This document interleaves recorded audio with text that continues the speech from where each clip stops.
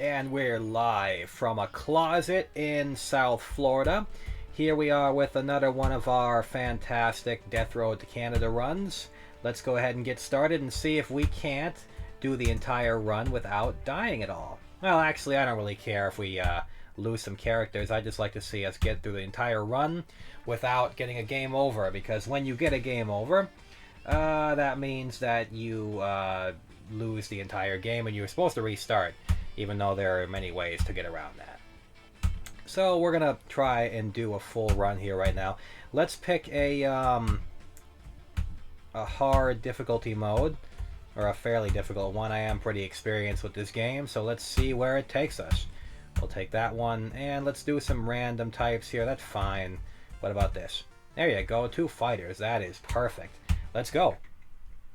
Alright, now, there are many different kinds of character archetypes here. I usually find it's best to stick with the fighting types because that's really where the focus of the game is. But you can also get mechanics and medics and paranoid people and smart people and dumb people.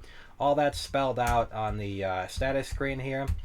Whenever you get berserk characters like we have now and fighting types, they tend to have bad personalities. That doesn't really matter here. Let's get us started by putting on fighting. For your tactic, you always want fighting because running and defending is really totally worthless. So with that, we should be able to get going. What you want to focus on here at all times is food collection. So we're at a rest stop here right now. You want to find all the food and goodies which we can. We got lucky, actually. We got some nice toilets here with gas in them. We already get to collect weapons, although we don't even need the weapons at this moment, because both of these guys, being martial artists of some kind, already are able to fight with their bare hands. So we're doing pretty good here so far. We got whatever, food and stuff. You know, I'm coming off of a 10-year career in food service. That's always kind of fun. I don't know if a lot of people can relate. I'm pretty sure you can. I'm 28 now, and I spent the last 10 years of my life trying to find a career in, I guess anything I could get my hands on. I started off as a dishwasher at a Mexican restaurant, and somehow I was able to build myself up all the way to a not dishwasher. Eventually I learned to cook all the food and take over for the chef. I learned what it means to run a kitchen.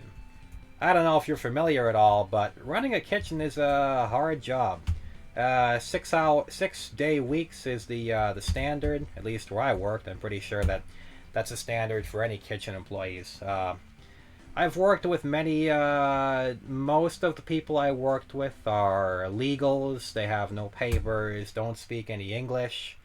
And when they come to this country, they're pretty desperate for a job. Let me see here. Moose in the morning, we get a number of options here. Seeing that Stephanie is strong, we can wrestle the moose, which doesn't really do us any good. We get a morale increase and a fitness increase. By the way, just so you know, these faces here on the bottom next to the characters, that's your morale. You got to keep your morale up at all times. If your morale ever drops to 0, the characters end up abandoning the quest, or something bad happens. They'll fight with each other. Morale's important. So along the way, you'll get ways to increase your morale, like wrestling with the moose. And if you do so successfully, then you'll be able to increase your morale and hopefully extend the longevity of your characters and your run. So let's continue on here. I believe we found a lost safe house. That was what this the point of this trip was. Here it is. Lost safe houses will typically have anything from a lot of food to loot, sometimes weapons, other times characters to rescue. So let's see what we can find this time. There we go.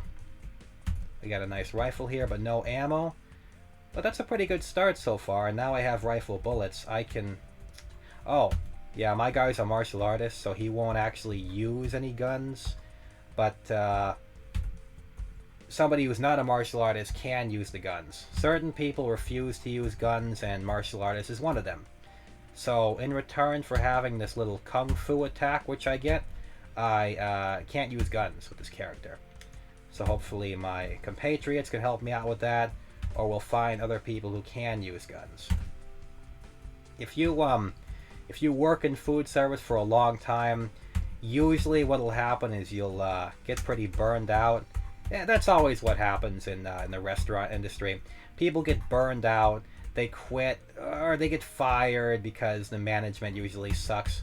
It's a crappy job overall, especially when you work in the kitchen. At the very least, if you're gonna be a restaurant employee, I really recommend working as a server. You do a lot better. The cooks really just have every disadvantage, especially when they're salaried. Because you know what happens when you're salaried? You don't get paid on an hourly basis. You get paid on a flat rate fee. And what that means is, regardless of how long it takes you to get your work done, all the prep work, the cleaning, the whatever, before opening, after closing, your pay is the same. So I really don't recommend doing that because it ends up taking over your life, and it's really not a good position.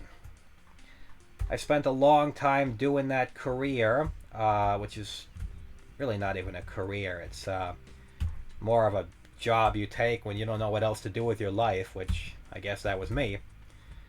And after about a decade or so of trying every single position in food service which one could imagine, everything from a server to a bartender to a cook in various different restaurants, I even got to own a place, which also went bust and was a gigantic waste of time and money and energy. But that's another story. I tell you, it's fun trying to run a restaurant. It's your whole life. It will take over your life. You'll be there 6 or 7 days a week. In my case, the problems were nonstop, and your employees will be on your back and calling you at all hours of the day, even when you're not there. So, if you want to run a restaurant, make sure it's a good one, and really try to get good people who won't have to call you to solve every single problem. So, in general, very risky venture.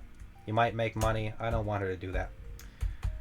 When your guys have weapons, and the AI will determine based on whether it feels like it's in danger or not, it'll start using the guns. Typically, the AIs will waste the ammo, so it's best for you to either take the guns away from them or set them only to smashing, which means they'll only use melee weapons regardless of the situation, and you can change that whenever you feel like you're in danger. You're going to need the guns at certain points, because this game can go from being really easy to really easy to die in a matter of seconds. So you'll want to always have your guns at the ready and not just waste your ammo all willy-nilly. So let me go ahead and continue on here. You know what, actually, that's going to be a wrap on this recording. Let's see how it sounded. I'm still pretty new at this job here.